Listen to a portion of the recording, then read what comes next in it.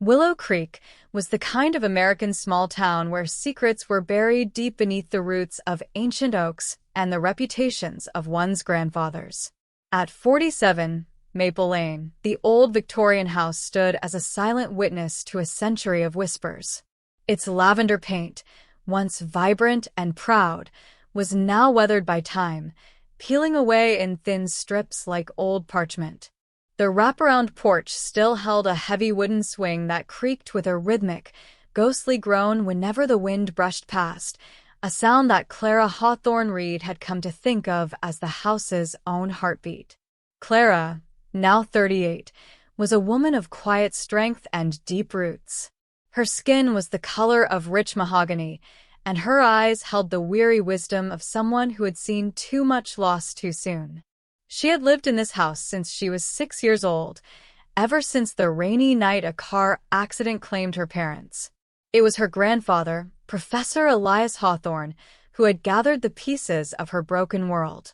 A man of letters and quiet dignity, Elias had retired early from the university to raise Clara among the scent of old paper and the blooming wild roses of the garden. 12 years ago, Victor Reed had entered this sanctuary. He was a man of sharp suits and sharper ambitions, a real estate developer who spoke of the future in terms of assets and growth. Clara, yearning for a partner to share the weight of the Hawthorne legacy, had believed in his promises of security.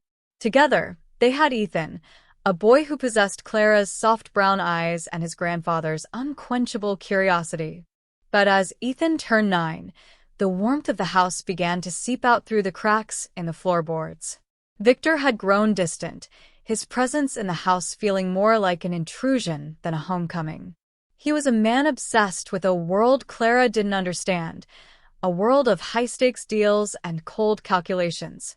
Lately, the house felt heavier, as if the very walls were bracing for a storm that only Clara could sense. The morning routine at 47 Maple Lane had become a choreographed dance of avoidance.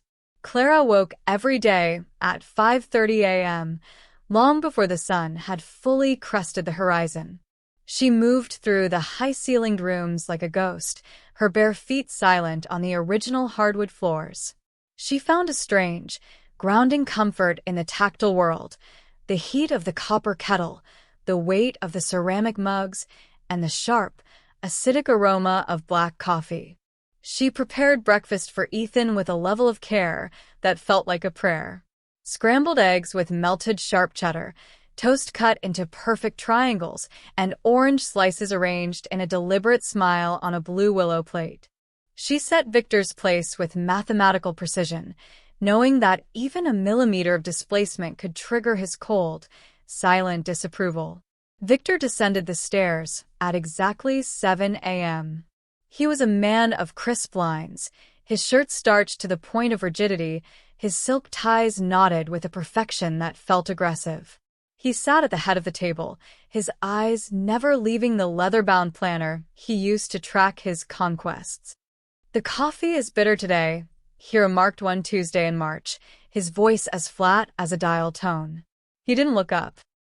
He didn't see the way Clara's shoulders tightened or how she gripped the edge of the kitchen island. "I can brew another pot, Victor," she offered, her voice a soft contrast to his coldness. "Don't bother. I have a meeting in the city.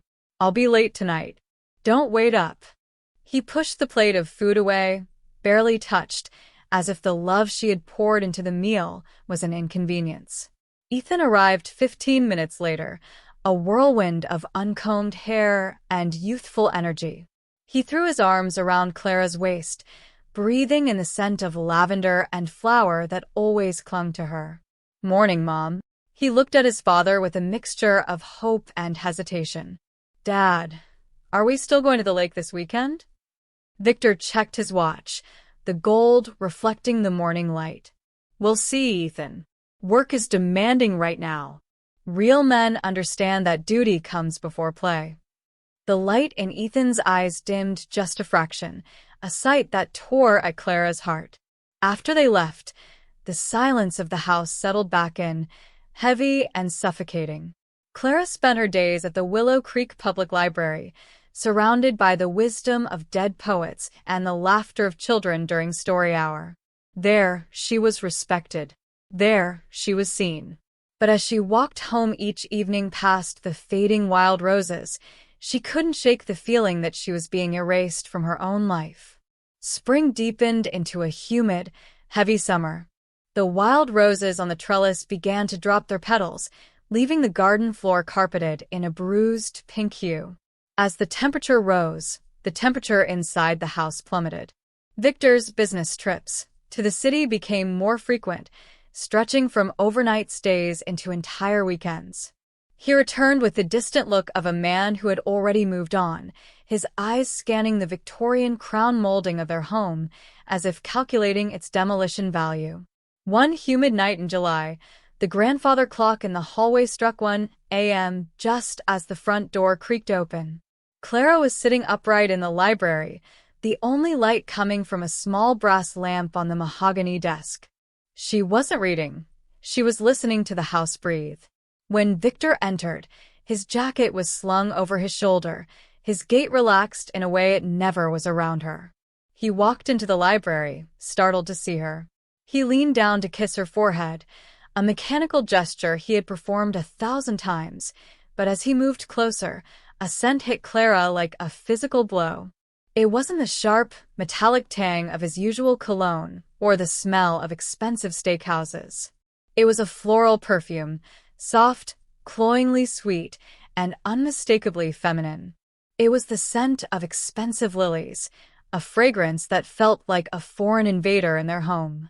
"You smell like lilies, Victor," Clara said, her voice steady despite the pounding of her heart. Victor stiffened, his eyes narrowing. "It was a crowded fundraiser, Clara. Don't be hysterical. I've worked an 18-hour day to keep this roof over your head.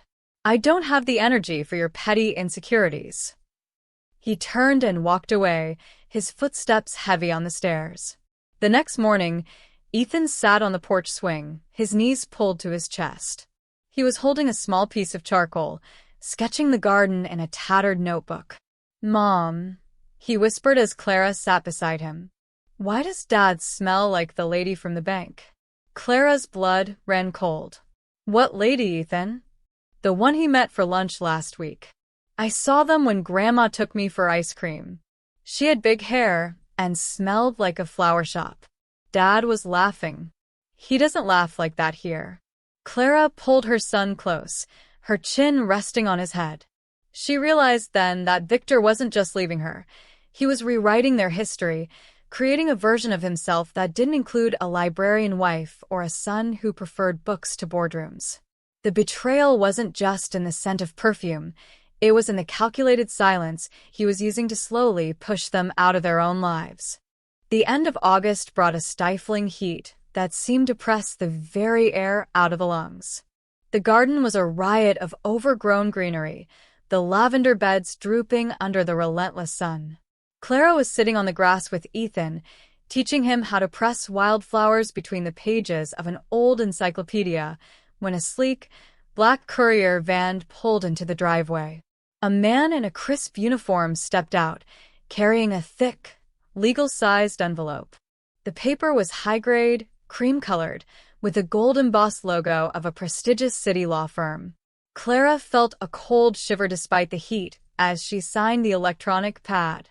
She watched the van disappear back down Maple Lane before she retreated to the porch swing, the envelope feeling as heavy as a lead weight in her lap. With trembling fingers, she tore the seal. The first words shattered her world. Petition for dissolution of marriage. Plaintiff, Victor Allen Reed. Defendant, Clara Elizabeth Hawthorne Reed. As she read further, the betrayal deepened into a specialized kind of cruelty. Victor wasn't just asking for a divorce. He was launching a war. He accused her of emotional instability, chronic neglect of household duties, and failure to provide a financially stable environment for the minor child. Most devastatingly, he was seeking sole physical and legal custody of Ethan. He claimed the Hawthorne estate, the house her grandfather had meticulously maintained for her, was a marital asset that he had significantly improved and preserved through his own income. "Mom? You're shaking," Ethan said, standing at the base of the porch steps. Clara quickly tucked the papers back into the envelope, her heart hammering against her ribs like a trapped bird. "I'm fine, sweetheart. Just a bit of heat. Why don't you go get a glass of lemonade?" Just then, Victor's car pulled into the driveway, earlier than usual. He stepped out, adjusting his cuffs, and walked up the stairs with a terrifyingly calm expression. He saw the envelope. "You got them," he said. His voice wasn't angry. It was clinical, as if he were discussing a property appraisal. "Victor, how could you?" Clara stood, her voice cracking. "Full custody? You want to take me out of my grandfather's house? You want to take my son?" "Ethan needs a father who is present and a home that isn't a museum of the past," Victor said, stepping into her personal space. "Look at you, Clara. You live in your books. You're depressed, you're frail, and frankly, you're an anchor. I've already moved my things to the guest room. Richard Grant, my attorney, is the best in the state. Don't make this harder than it needs to be." He brushed past her, the scent of that floral perfume lingering in his wake like a taunt. Clara sank back onto the swing, the world spinning. She looked at the garden her grandfather had planted, the house that held every memory of her life, and realized that for the first time, she was a stranger in her own home. The days following the delivery of the petition felt like living through a slow-motion fever dream. Victor did not leave the house.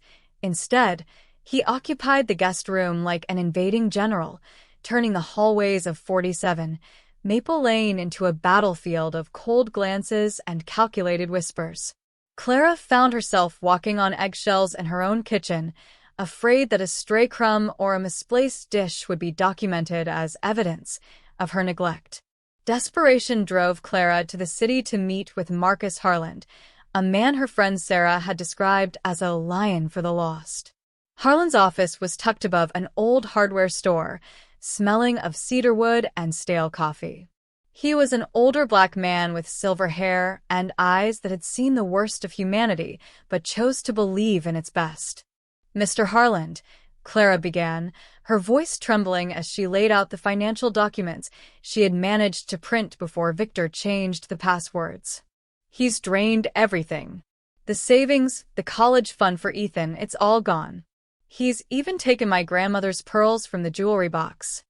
Harland leaned back, his fingers steepled. "This is a classic scorched earth tactic, Clara. He's trying to starve you out. He wants you so broken and broke that you'll hand over the boy and the house just to make the pain stop." He paused, looking at the psychological report Victor's team had submitted. "And this Dr. Lydia Brooks, she claims you are emotionally volatile. Have you ever sat for an evaluation with her?" "Never," Clara whispered. "I don't even know who she is." "Then we have a ghost on our hands," Harland said, his gravelly voice hardening. When Clara returned home, the psychological warfare had intensified. Victor was sitting in the library, her sanctuary, with Ethan. He had bought Ethan a brand-new, expensive mountain bike and was showing him pictures of a high-rise penthouse in the city on a glossy brochure. "Look, Mom," Ethan said, his voice hesitant. "Dad says there's a pool on the roof and a game room. He says we might move there, so I can go to a better school." Clara felt a sharp pain in her chest. Victor was dangling a shiny new life in front of a 9-year-old, trying to make the history of their home seem dusty and small. "Ethan, honey, why don't you go check the tires on your new bike?" Clara said softly. Once the boy was out of earshot, she turned to Victor. "You're bribing him. You're trying to buy his loyalty with things he doesn't need." Victor stood up, towering over her. "I'm giving him a future, Clara. Something a librarian in a crumbling house can't provide. By the time this goes to trial, Ethan will want to leave this place, as much as I do." That night, Clara sat in the library nook, the very place where her grandfather used to read to her. She didn't have a digital recorder or a secret camera. She only had her memories and her grandfather's silver locket, which she held tightly in her hand. She realized that Victor wasn't just fighting for custody. He was trying to kill the spirit of the Hawthorne name. But as she gripped the cold metal of the locket, she felt a flicker of the old professor's steel. She wouldn't just be a ghost in this house. She would be its protector. The atmosphere inside 47, Maple Lane had grown suffocatingly thin. Victor had stopped speaking to Clara entirely, communicating only through cold, formal emails or brief, sharp commands in front of the child. Every move Clara made felt scrutinized. She noticed Victor often loitering in the shadows of the hallway with his phone, snapping photos of a stray laundry basket or a stack of unwashed dishes from a night when Ethan had been ill. He was building a portfolio of her failures. Marcus Harlan summoned Clara to his office as the first preliminary hearing approached. The mahogany-paneled room felt like a fortress against the storm outside. He laid out several large binders filled with discovery documents provided by Victor's high-priced legal team. "Clara, look at these," Harlan said, his voice grave. He flipped open a section containing high-resolution photographs. Clara gasped. They were images of her library office, but it looked like a disaster zone. Papers were strewn everywhere. Books were piled haphazardly on the floor, and a half-eaten sandwich sat molding on the corner of the desk. "I didn't do this," Clara whispered, her hand flying to her mouth. "My office is always meticulous. This looks staged." "It gets worse," Harlan continued. He pulled out credit card statements from a secret account Victor had opened in her name. There were charges for thousands of dollars at luxury boutiques, high-end spas, and liquor stores. He's painting a picture of a woman who is not only a hoarder and a negligent mother, but a secret spendthrift with a drinking problem. The weight of the lies felt like it would crush her. Victor wasn't just trying to win. He was trying to erase her dignity. He was using his wealth to hire witnesses like Dr. Lydia Brooks, who Clara now realized was the woman Ethan had seen at lunch, the one who smelled of lilies. That evening, Clara returned home to find Ethan sitting in the garden, his face streaked with dirt and tears. He was clutching his grandfather's silver locket, so hard his knuckles were white. "Mom," he sobbed as she knelt beside him. "Dad told me that if I stay here with you, the house will fall down because you're too sad to fix it. He said Grandpa Elias would be ashamed of how you're acting." Clara pulled him into her arms, her heart breaking into a million jagged pieces. "Ethan, look at me," she said, her voice trembling but fierce. "Your grandfather loved this house, and he loved you more than anything in this world. This house isn't falling down. It's standing tall because we are in it." She realized then that Victor's greatest weapon wasn't his money or his lawyers. It was his ability to poison the one thing Clara cherished most, her son's perception of his home. As she rocked Ethan on the grass, she looked up at the weathered Victorian windows. She didn't have a plan yet, but she knew that the truth was buried somewhere in those walls, and she would dig it out with her bare hands if she had to.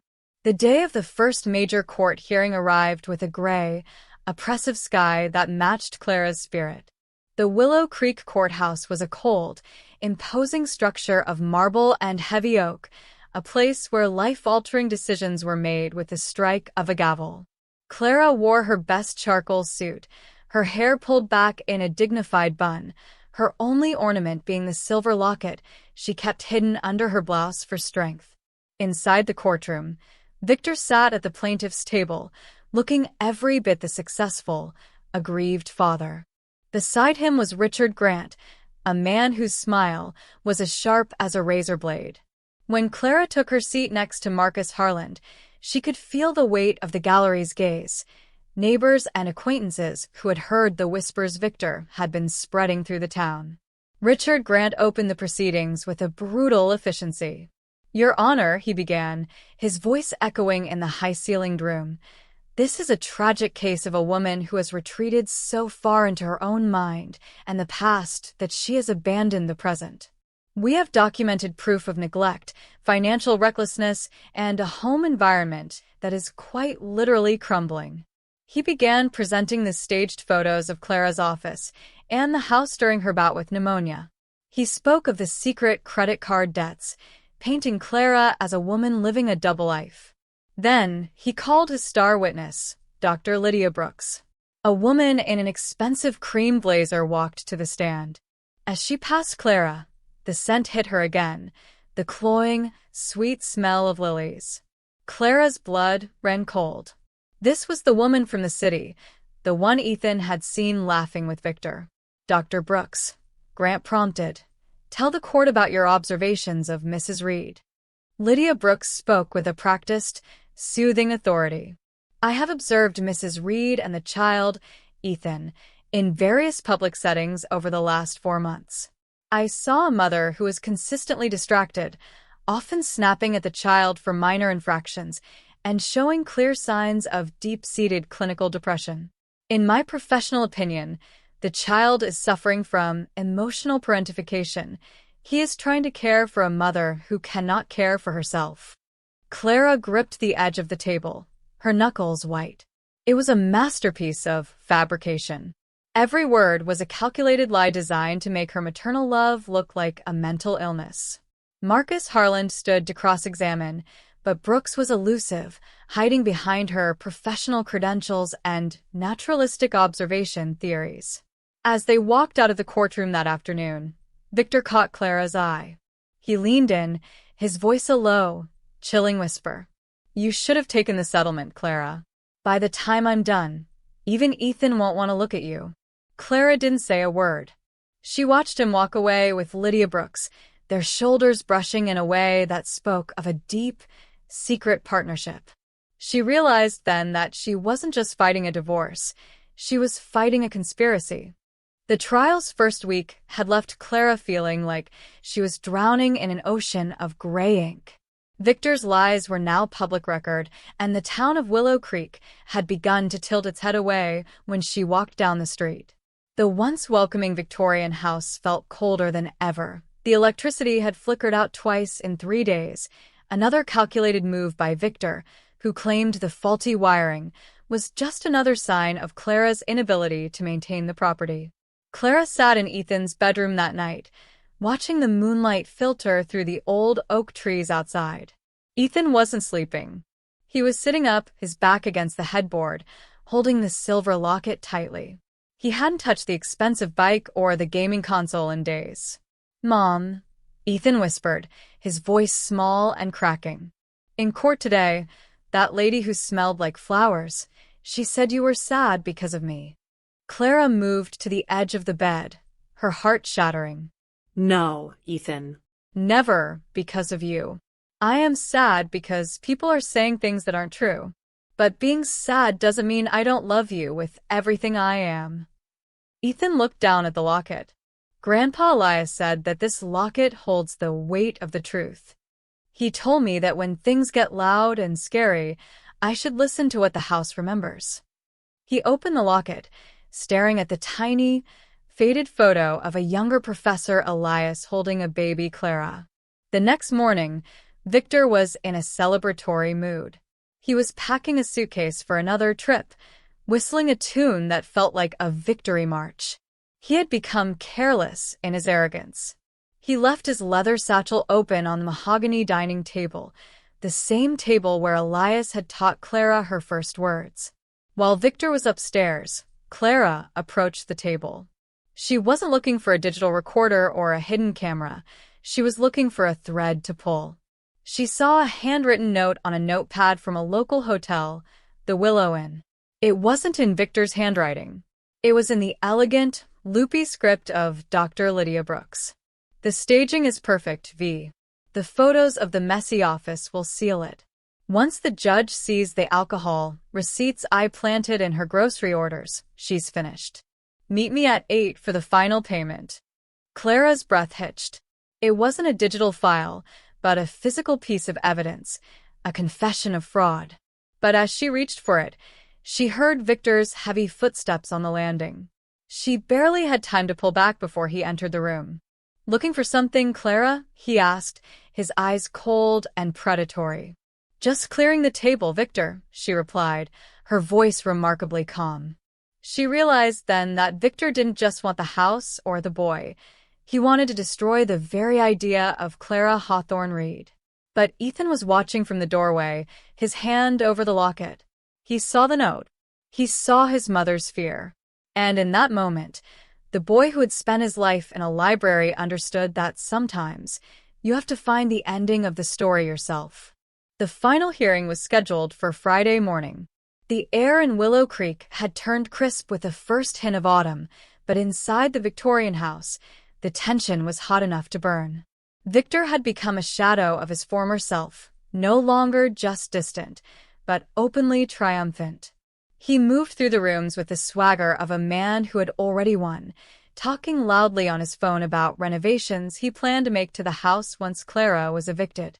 Clara spent the evening in the library, not sitting in her usual chair, but on the floor, surrounded by her grandfather's old journals. She was looking for something, not a weapon, but a reminder of who she was. She found a letter Elias had written to her on her 18th birthday. Clara, it read, "Truth is not a loud thing. It is the steady heartbeat of the world. Lies are like weeds. They grow fast and tall, but they have no deep roots. Wait for the wind." Ethan remained unusually quiet. He spent hours in the attic, the place Victor despised for being full of junk. When he came down for dinner, he was pale, and he kept his hand pressed firmly over the silver locket beneath his shirt.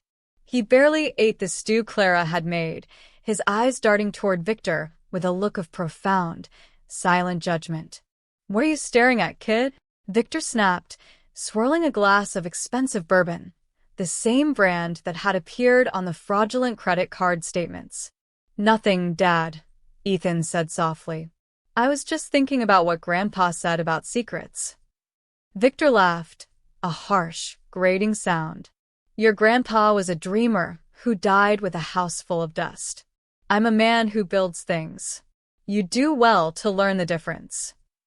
That night, after the house had fallen into a heavy, uneasy sleep, Clara sat on the porch swing one last time as the owner of 47 Maple Lane. She felt a presence beside her. It was Ethan. He didn't say a word. He simply took her hand and placed the silver locket in her palm. "Don't open it until tomorrow in court, Mom," he whispered. "Grandpa told me that when the time is right, the heart will speak." Clara looked at her son, seeing for the first time the man he was becoming, a protector, a seeker of truth. She didn't know what was inside the locket. She assumed it was just the faded photo of her grandfather. She kissed his forehead, promising herself that no matter what happened in that courtroom, she would never let Victor extinguish the light in Ethan's soul. The courtroom was suffocatingly full.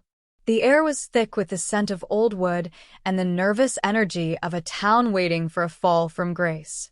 Victor sat at his table, polished and invincible, while Richard Grant prepared his final, crushing blow.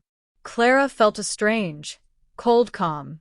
She wore the silver locket openly now, hanging over her dark dress like a shield. Grant stood, his voice projecting to the very back of the room. "Your Honor, the evidence is insurmountable.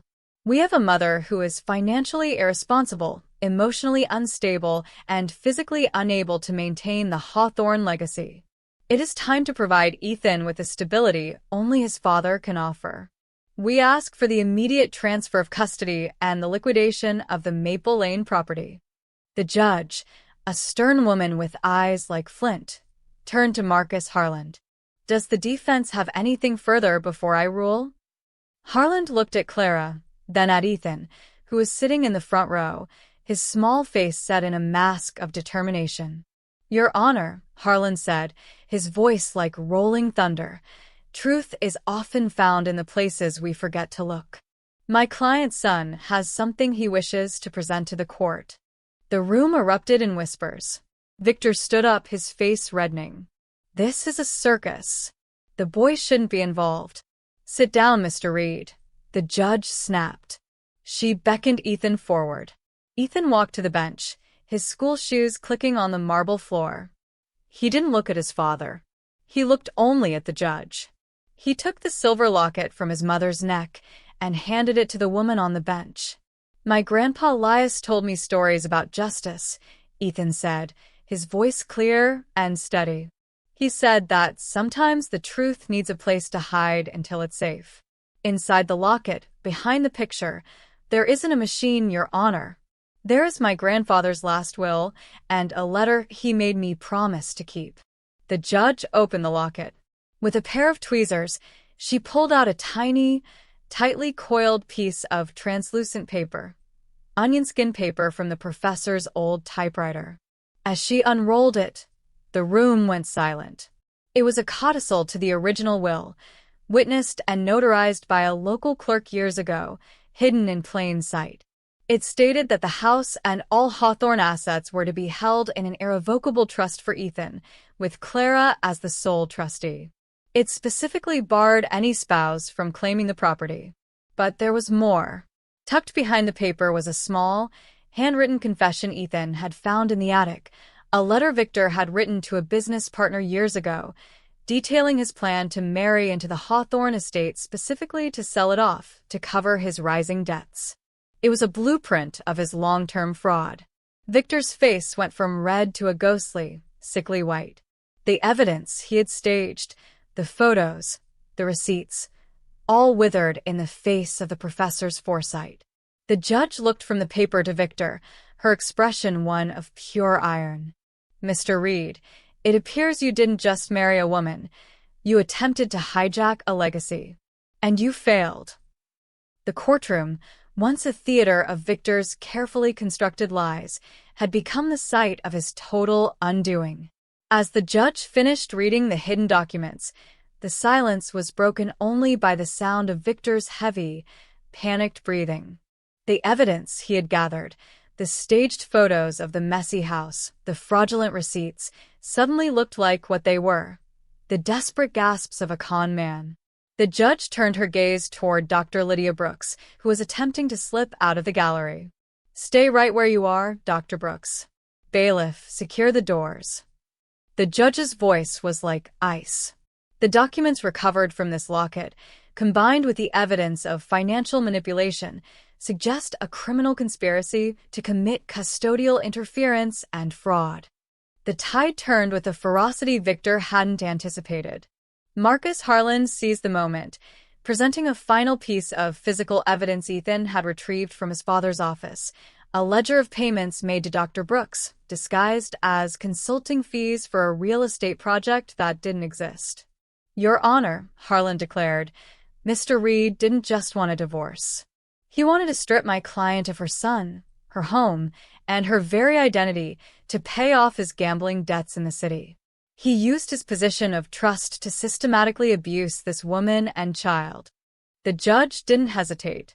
She issued an immediate order dismissing Victor's petition for custody.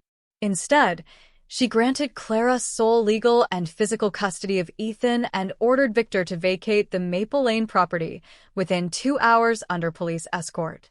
Furthermore, she froze every account associated with Victor, pending a full forensic audit. As the bailiffs approached Victor to lead him out for questioning, he turned to Clara, his face twisted in a mask of rage. "You think you won? That house is a cage, Clara. You're nothing without the money I brought in." Clara stood up, her height seemingly doubling, her eyes clear and filled with a peace she hadn't felt in years. "I am a Hawthorne, Victor. And this house has a very long memory. It remembered who I was even when I forgot. It's time for you to leave our story." Victor was led away in handcuffs, followed by a sobbing Lydia Brooks. The courtroom erupted into a low hum of shock, but Clara only had eyes for Ethan. He ran to her, and as she pulled him into her lap, the weight that had been crushing her chest for months finally lifted. The truth hadn't been a loud explosion. It had been a small, silver locket and the courage of a boy who knew that home was worth fighting for. A year had passed since the doors of the Willow Creek courthouse swung shut on Victor Reed's lies. The scandal had rocked the small town, but as the seasons changed, the gossip was replaced by a quiet respect for the woman who had stood her ground.